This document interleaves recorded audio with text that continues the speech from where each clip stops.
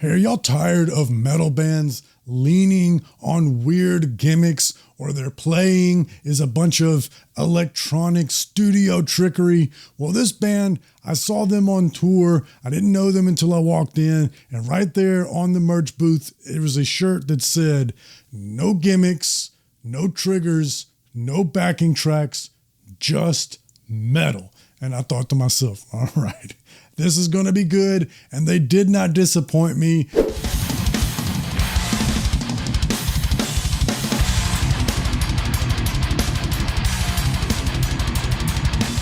And now, a year or two later, I am super excited to have them on the show. This is Incite, and they've got a new record coming on August the 15th called Savage New Times. Let's not delay anymore. Let's talk to Richie, and he'll tell you exactly where their philosophy comes from of making pure, organic, heavy metal. Richie Cavalera from Incite, welcome to Heavy Metal Philosophy. What's up, brother? Metalheads, everybody. Thank you for having me, man. Appreciate it. I'm glad you're here. I saw you guys, I don't know, it's probably more than a year, maybe 2 years ago. You were touring with Cavalera. You came through Atlanta.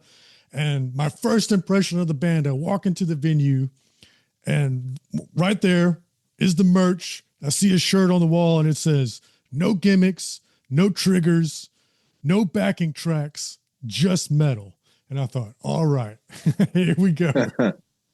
Yeah, I mean, I think that's a great shirt to describe us as a band. I'm glad that you saw that and it hit you, because yeah, we thrive on that. Everything we do is real deal heavy metal up there. No triggers on them drums. That's real feet work up there. No backing tracks. We're all playing everything, and we just find that important in terms of our music and just heavy metal in general.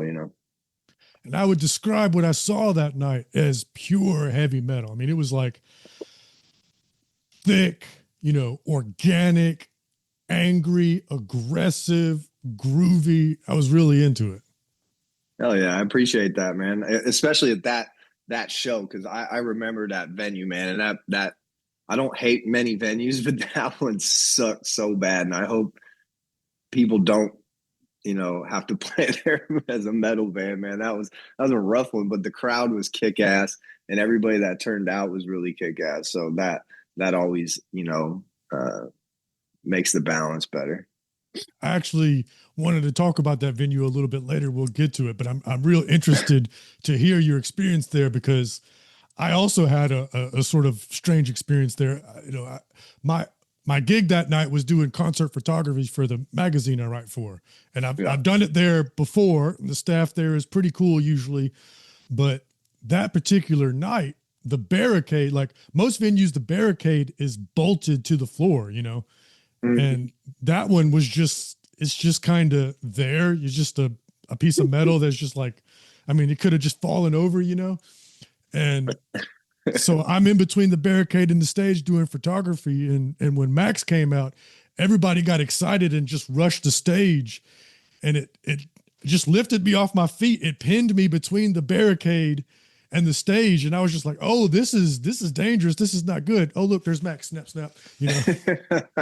That place was crazy, man. Like I said, we, playing there when we did, I think it was one of the earlier metal shows to happen in that club. I think it was more of like a hip hop rap type of place. And I always deal with so many clubs and different people, and I never have issues. And I sell merchandise for usually the headlining bands, and make some money on the end. And they were just weird that night. Like venues take a percentage of merch, and one thing I always expect if they're going to do that is to help move the merchandise, like earn that 20% they're taking. Giving me a broken table and a busted ass wall is not worth 20%. Like I want somebody to help me carry, the 30 boxes I have in there. And, they didn't that night, and they were just, really just rude to our crew. And I think one of our crew guys ended up taking, they had we called it the Cadillac, dolly to move stuff around, with the wheels and shit. And we took it. And they called us. We left them our really shitty one, and they called us the next day. And they weren't happy, but neither were we. And we ended up paying for it and whatnot. But I just bands are they're dealing with a lot of shit on the road, and the last thing you want is the venue that you're in for the next 15 hours to be a pain in the ass. Because we understand you all have lives and you're working and that's your job, but we're the ones that we're not at home, we're not eating our food, we're not it's just a different situation. It's a lot easier when the vibe is just cool. Right Like on. Masquerade, for instance. That place Yeah, is that's my always a home. great, yeah, like it's always a great time, always great people. They have done it for so long that you're comfortable as a band being there. Yeah, and the Masquerade, I can't sing their praises enough, and I really credit them because they're one of the last holdouts. They're not owned by a big national corporation. It really is the Atlanta scene working there and making that place what it is. Yeah, and it's so cool, especially like to go from the old one that was like legendary, historic, and then to be able to move it, find a place that fit the vibe and kept it as cool as it used to be is pretty special, man. I didn't know that actually about them, so even more love to them. Yeah, the new place is an upgrade, though I do miss Yeah. the dirty rock and roll club feel that they had at the old place. And that was definitely missing from the venue that I saw you guys on that night. That was a really clean, probably brand new, probably just built, and that's probably why it was so clean, but it Yeah. definitely didn't feel like a rock and roll club. No, man, there wasn't enough, destruction in the men's bathroom or, enough sticky floor for me, at least. But, it's cool. We always experience a different place every day. So you just kind of, try to blend in the best you can. That's a great segue into the new album because it is a down and dirty heavy metal record. I talked about how my first impression of you guys was your merch. And then so the new album, Savage New Times, Friday, August the 15th. I mean, could there be a more perfect album title for what that record sounds like? Savage New Times. It's very old school, it's very punchy and mean, but it's got quality like a modern recording. Everything sounds in its proper frequency. I can hear everything, like I said, punchy, but still aggressive and organic. Yeah, I love that you say that, man. That's literally like the experience, the definition I have of it too. I mean, it's just a fun record. The production is insane. I think the guitar tone is probably one of the nastiest to come along in a while in terms of heavy metal. And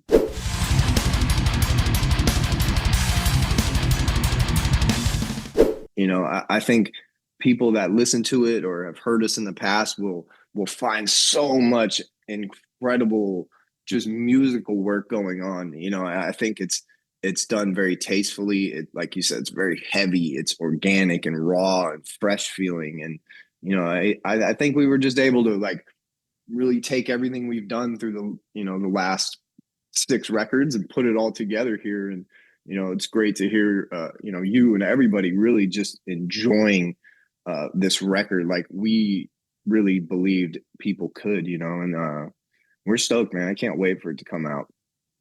Speaking of guitar tone, I agree with you. The guitar tone on this is thick and nasty during the riffs, but it's also pretty. Right? What comes to mind is the guitar solo in Dolores.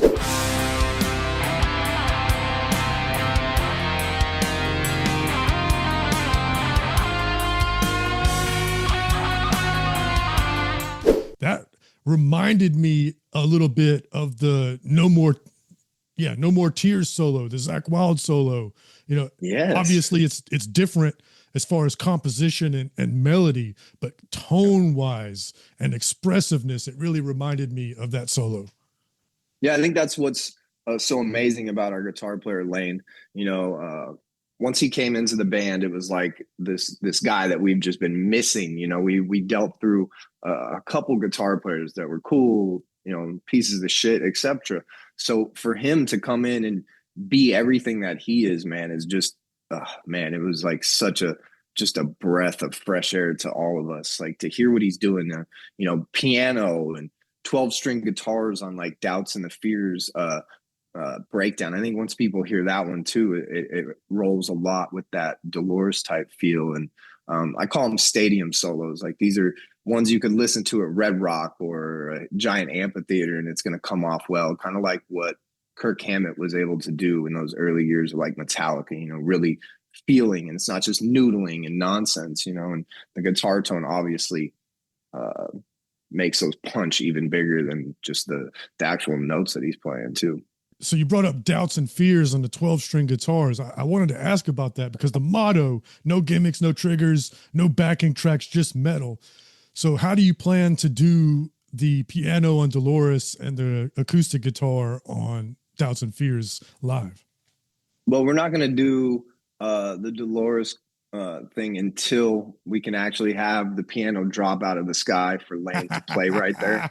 So that we look at different because that's an intro piece, and to us, intro pieces, I don't mind running an intro.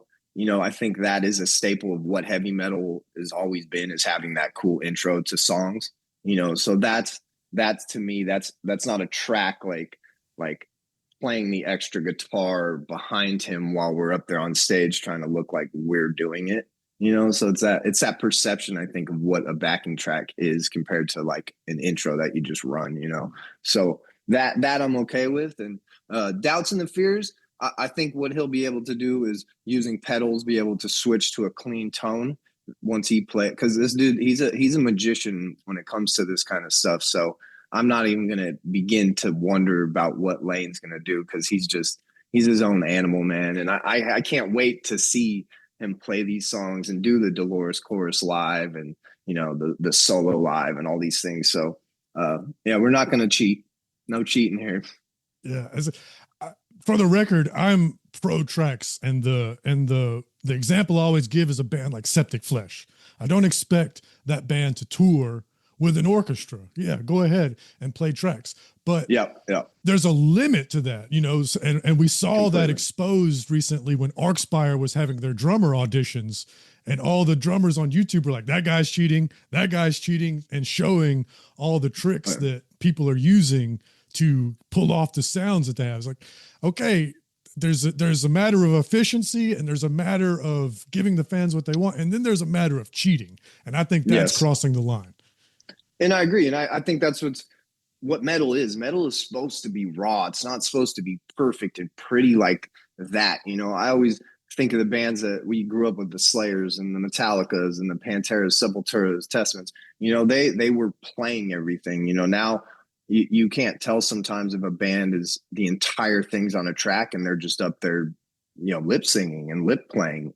That's really what's happening a lot of the time. So I think for us, just playing everything and feeling the love of the music that we wrote and created, and giving that back, because that's what we do. Like I don't want to I don't want this computer to do any more than it already has to in my job in my world. So we're gonna bring it raw and heavy every time. Yeah, I like that, because I feel like there's a time and a place for everything. When I go and see Tesseract, I expect that real pristine and mechanical performance. But then, like I said, when I saw you guys, your bass player's up there with his bandana looking like I'm about to be at a Suicidal Tendency show, and I know I'm about to get a dirty rock and roll show, and I like that too. I want that too. Yeah, and I love him. He's that guy in our band. Like he's OG. He's from the hard school of Knox when it comes to metal. So everything we really do, we run through him to make sure it meets the metal criteria. So yeah, I don't see us ever doing that. But like you said, it can be done tastefully and right. Like you said, with the orchestra stuff, because we tour with Septic Flesh, and what they do is incredible live, and they're rocking, they're playing, they're singing, they're doing that thing. Or you go see Rammstein, you're like, that dude's definitely not singing. So it just depends what your band is, obviously. But for us, that statement is what we live by. We don't like triggers when everybody thinks it's impressive that this guy's kicking so fast, but it's like he's playing triggers.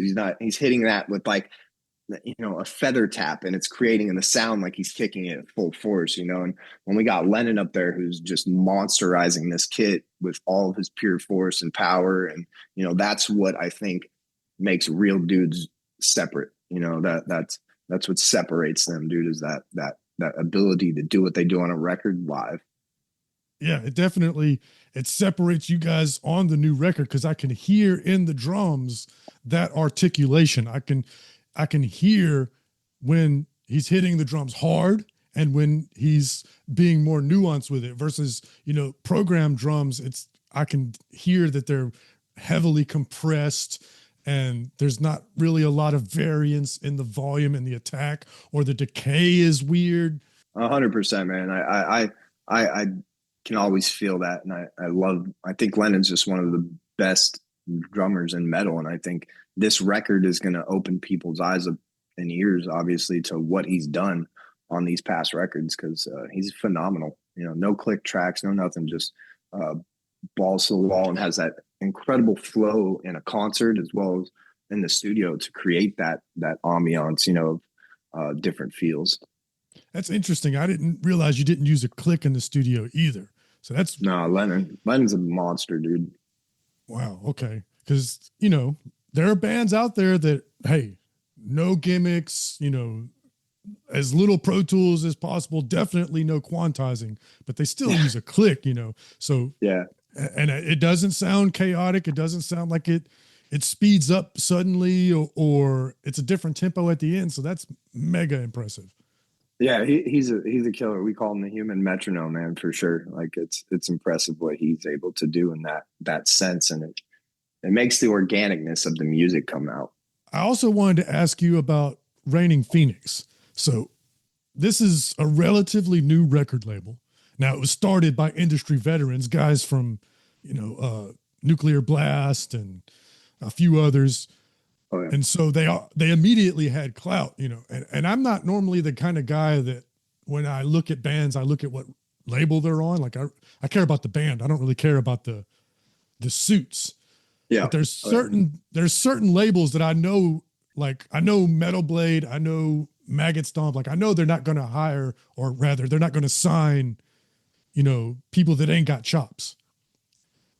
But Reining Phoenix is really interesting to me because as a new label, I'm seeing a lot of veterans of the industry, people who've been through the best of the best and the worst of the worst, your Opeths, your Meshuggahs, your Kerry Kings, power metal bands like Lordy, long time players jumping over to Reining Phoenix. And I go, they must be doing something right. And it's one thing for, these big, huge acts, but then I'm seeing guys like you and Seven Kingdoms. So they're also hiring, or signing rather, acts on the rise. So Oh, yeah. they're doing that right too. And I'm curious what your experience has been with them. Oh, absolutely incredible.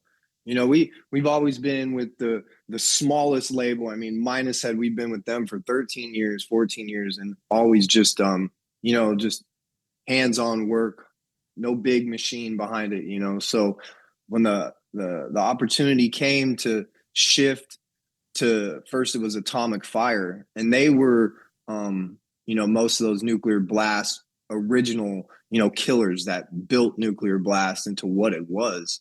That's where they all went once Nuclear Blast began to change their direction of what they were in the music scene.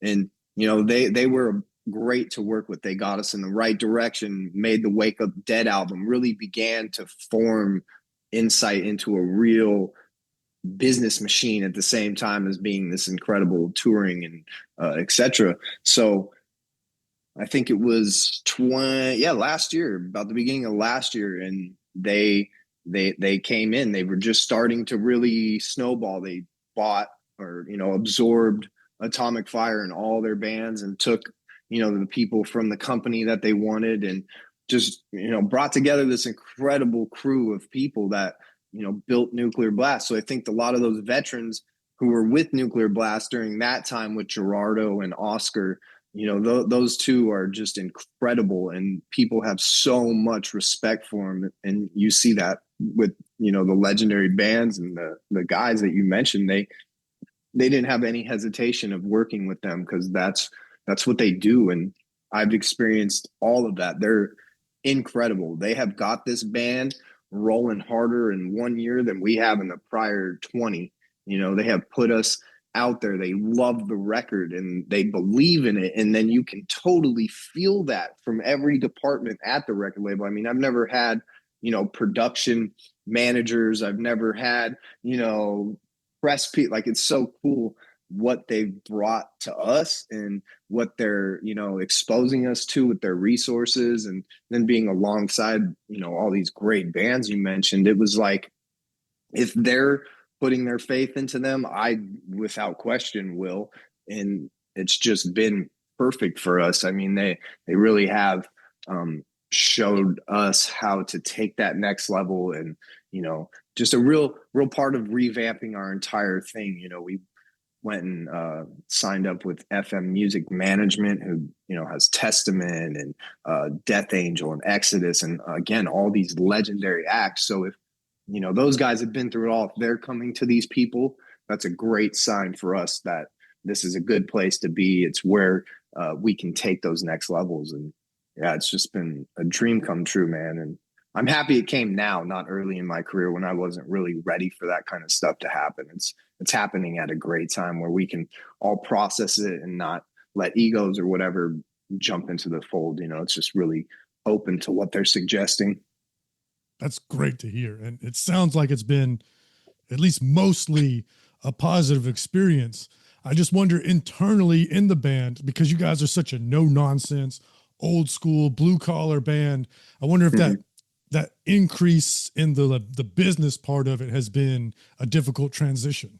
Oh, it's been a lot of fun, actually. Like, that's great. Doing more press, and having people like give a shit about the packaging of the record, or they're not like pushy. We sat down and all talked about the singles we all wanted and made great compromises. They weren't just like, this is what it is, or they wanted to change the record cover and the logo, and we were just like, hell yeah, like, if y'all are willing to pony up the cash to get the people to do that shit that we haven't been able to, then yes, let's do that. And I haven't felt them try to take anything away from the band. They haven't tried to change us. It's more, I think, about just like fine tuning the garbage, just kind of like we did with the music. It was more just like getting rid of the things that weren't making us move forward, and I feel like that's what they've done. And they have a great relationship with me and our management company. And, I find that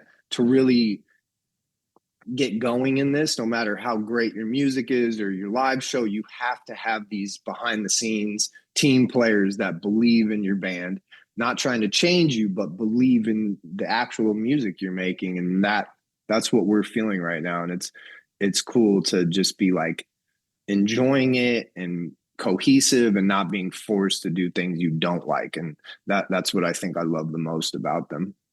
That's great to hear, because I just find that, and definitely understandably so, I find that a lot of people don't like the modern landscape where you have to play the game so much. It's kind of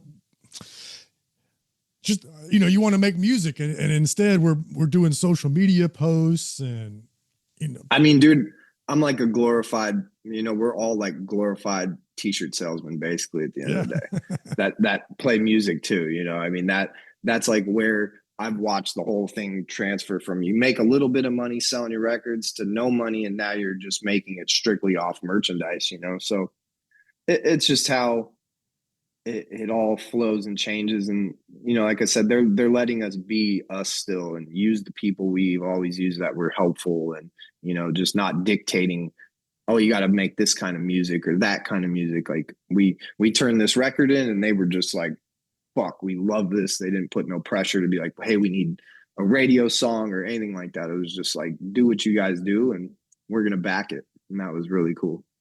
That's great to hear. So we'll go back full circle back to Atlanta. You talked about them taking the merch cut. That drives me crazy. And like you said, I understand if they're going to provide somebody to operate the merch booth. Okay, you got to pay that person's salary, but if you're Yep. the one standing at the table, I don't think they should get any cut at all. That's crazy to me. Yeah, and you know what's really weird about that? What's changed? And so, Live Nation was the ones that were always like the bad people when it came to merchandise. And when COVID kind of was ending, bands were touring again. Live Nation was the one that actually dropped all merch fees. So, and now that still is the case. So now it's funny because I just did a Cavalera merch tour where I sell their merch, and we were playing the Live Nation venues and they didn't take merch, but then we'd go play, the mom and pop club now, and they were the ones taking the merch cut. So it was like this total dilemma of mind fuck, like, damn. But at the end of the day, it's like, I don't mind, or I would rather pay it, because at the mom and pop place, I know that they're going to continue to grow and continue to bring bands in and have something that more affects the community, closer to home. So it's crazy how music shifts and waves and, everything that goes on in it. But yeah, merch cuts suck. That's interesting. And I'm glad you said that, because that answers a question I've had for a long time. I remember a couple of years ago, Live Nation put out that press release that they were going to stop doing merch cuts, and they called it a pilot program. And they were actually paying bands to tour their smaller venues. And I was like, this is great.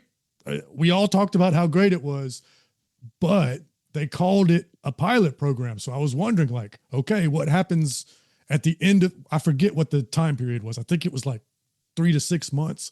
But I was wondering what happens at the end of this. So for years later to hear that they're still not taking merch cuts, that is fantastic. Fantastic.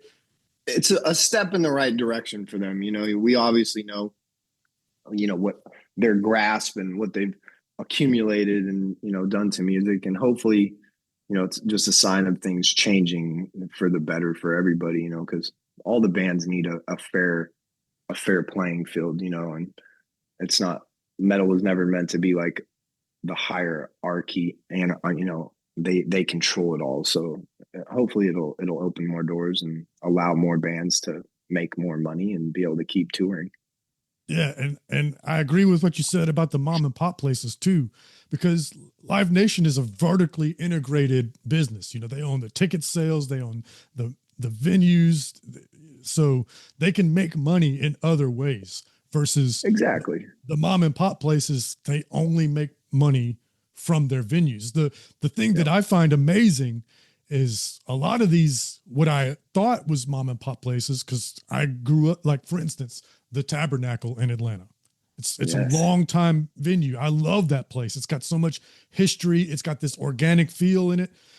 But since I started doing concert photography, I learned, oh, this is a Live Nation venue now. Because when Live Nation buys these venues, they don't change the name. They leave it exactly the same. It still keeps that old history, which is amazing. That's great. I love that. But I didn't know until I actually started doing business, like, oh, this is a Live Nation venue now. So a lot of the venues that you thought are local mom and pops, nope, that it's a national place now. Yeah, I think that's exactly it. Because now, what they do is they transfer that merch money they may have used to take, or a ticket fee money they used to take, and they're putting it now from the bar income. So that ownership of the venue that they're doing, I understand it, because hopefully it can help the bands at the end of the day. But we'll just see, and hopefully they keep this program in place, because I know it was helping us a lot. When we were touring with Cavalera, to be able to not pay $100 or $200 in merch every night, and that really adds up to us after 6 weeks and 40 shows. So it's nice to go home with a little bit more money and not stress and have to jump right back into a normal job after doing a grueling tour. Yeah, and that $100, $200, it doesn't sound like a lot, but over 40 shows, like you said, that definitely adds up. And also from the other side of the coin, when they hold their hand out and they want $100 from you, kind of like, do you really need to take this $100 from me? Exactly. And that's how you put it in perspective. And then you think about, well, if they do 6 shows a week, 4 bands every night, that $100 to them turns into, 3, 4, 5 grand. So when you put the big things in place and try to see it all for what it is, you try to get it. But everybody does take everything from the artist, man. I mean, at the end of a tour, I think we usually maybe we'll split, 30%, which it sucks. You'd like to be more like 50 at least, but there's a lot of things that go into touring. It's a massive expense. It's a massive ordeal. And we're on a small side, we don't have crews and trucks and, buses and all that shit. So every dollar really counts, especially in a band that's like our size and, not out there putting radio hits out, so that is great that they're doing what they're doing, and hopefully more will follow in that. It's interesting you brought up the radio because correct me if I'm wrong here, but as far as metal is concerned, I don't really feel like radio is nearly as a big deal as it used to be. Like, no, I think mostly the metal that, I think people are getting on any kind of radio would be like, obviously Sirius XM, with Jose Mangan and what he does. And I knew in Phoenix when I lived there, you'd have it like 10 p.m. on a Sunday night, like, an hour of heavy metal that they would actually play. So it's definitely not in the mainstream or the peak hours of the day, but there's still a few out there fighting the good fight and still getting, heavy metal on the radio and these select markets and whatnot. And I think you're actually seeing it maybe kind of coming a little bit back to having bands on there. You have bands like Sleep Token now that are breaking through that wall. And, I think they'll be a great band that's like, your jump into metal. I think a lot of people may never have listened to metal and hear them, but then go, damn, I want to dive deeper into this. And that's where they're going to find the exhumes and the 200 stab wounds and insights and, et cetera, like that. I think they, the metal scene is very, very healthy right now. And I think people are finally starting to see the realness of what heavy metal is and heavier music, the lyrical content, the release that, this music does for people compared to, some fake lifestyle pop or country, all that bullshit that, they constantly shove down your throat in their music. So I'm excited to see the future of heavy metal and where it's going in terms of being accepted mainly in a culture or a society. I couldn't agree more. And I'm glad to put something positive out there because this is going to air much later, but at the time of this recording, I just wrote a column and it talked about how we can't tell what's true anymore because of AI. It just published yesterday, and at the time of this recording, it's May 30th, and Google just released this thing called VO3, and it's just the craziest, most lifelike video with audio and human-like acting. And I'm just thinking about the implications of that, not just as an artist, but as a society where you can't tell what's real anymore. And that was a very bummer article I just wrote.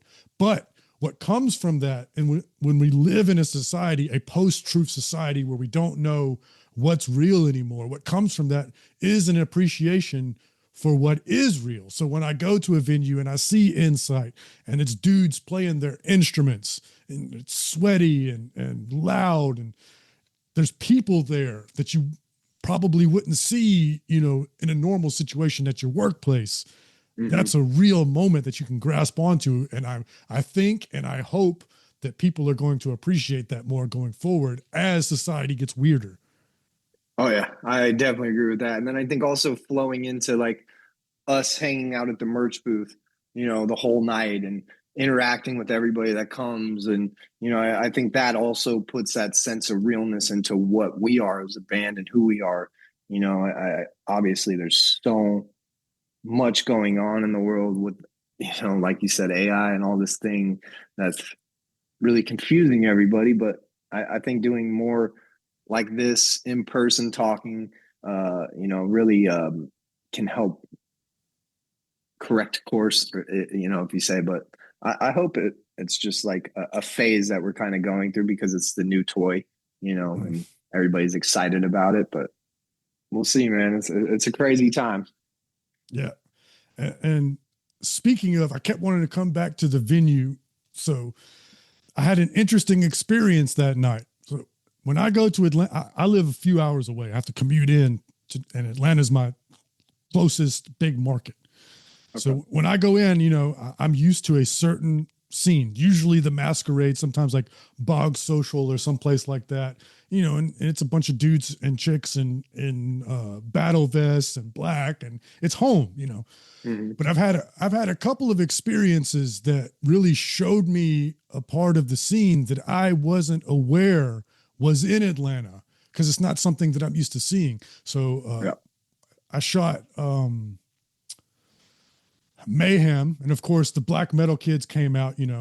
Okay, expected. Then I shot Baby Metal with Death Clock, and I just could not believe the crowd I was seeing there that night. It was like a mix between a mosh pit and a rave, but it was full of weebs. Like it was one of the most surreal things I've ever seen. And then it was that show with you guys and Cavalera. There was so many South Americans, and they were so pumped. And Oh I, yeah.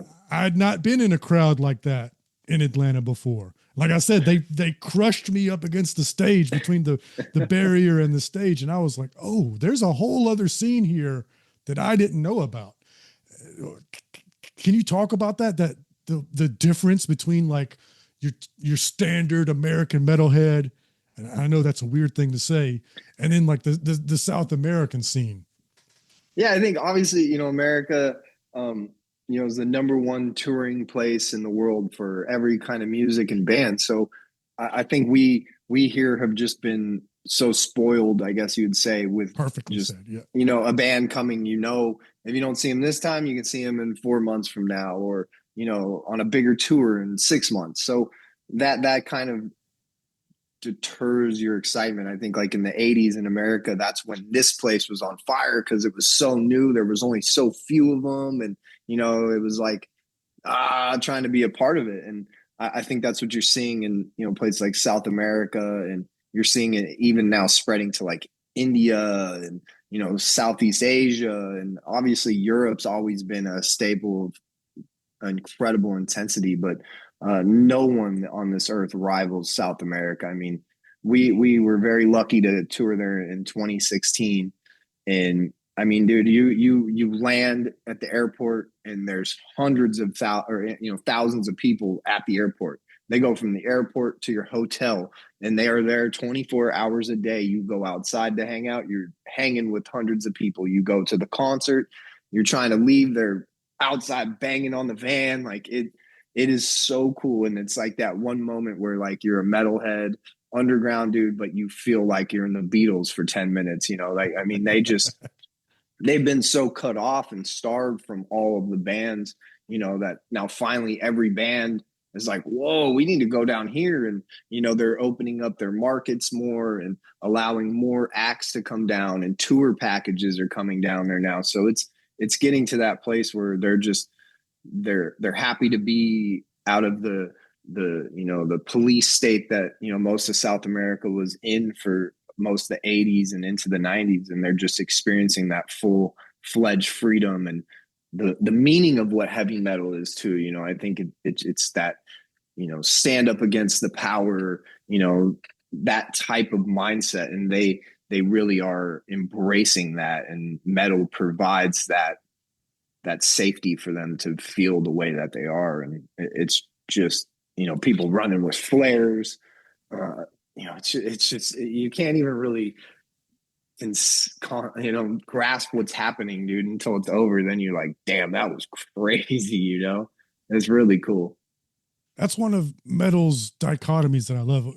David Burke, I've talked about him all the time. He's studying for his PhD in metal studies. He introduced me to this concept of all the different uh, dichotomies in metal. And metal is this push the boundaries, edgy, dark, aggressive music, but it's like you pointed out, it's a safe place Oh for yeah. the people that it's for metalheads. Oh yeah.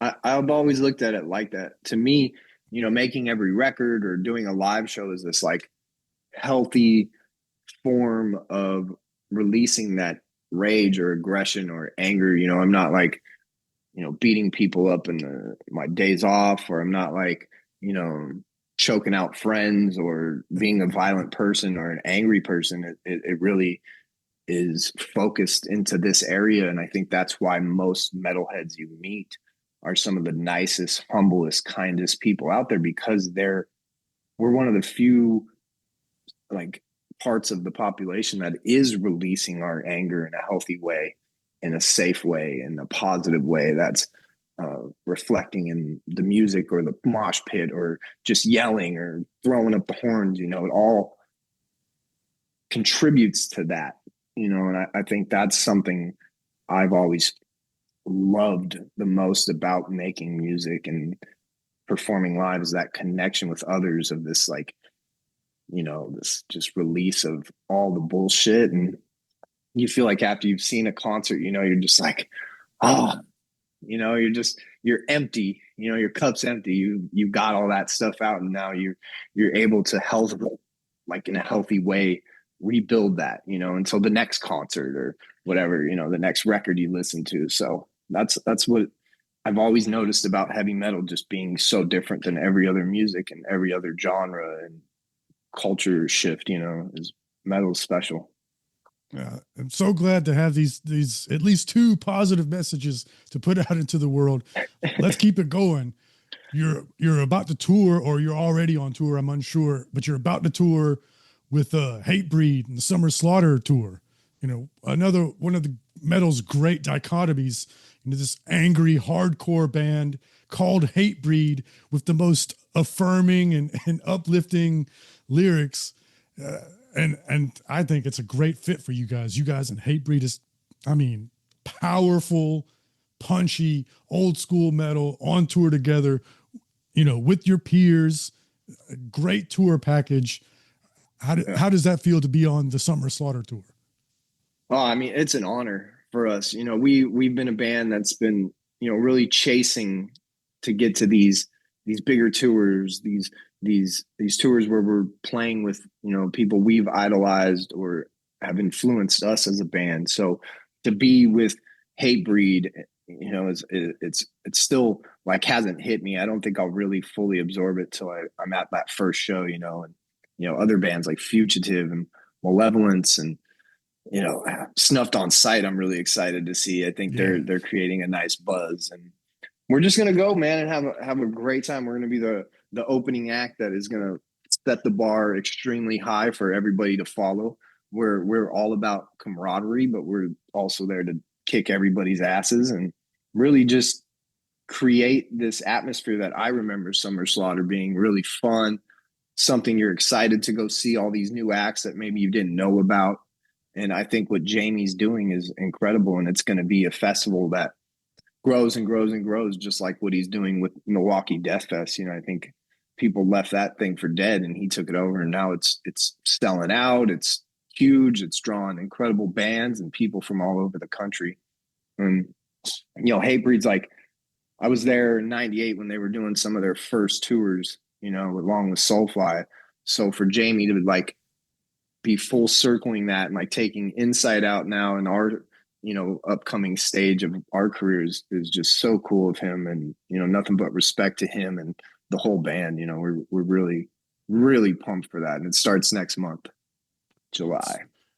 great to hear. So, one last question before I let you go. Let's talk about the album some more. I gotta know, what does the song title "Chucked Off"? What does that mean? Huh. That's like when you're on tours, one of those places where so many funny things are created, so many inside jokes, so many new slangs and words are created. And chucked off became our like new saying for being pissed off, or why what any dude that was like salty or complaining all the time, we'd be like, oh, he's just chucked.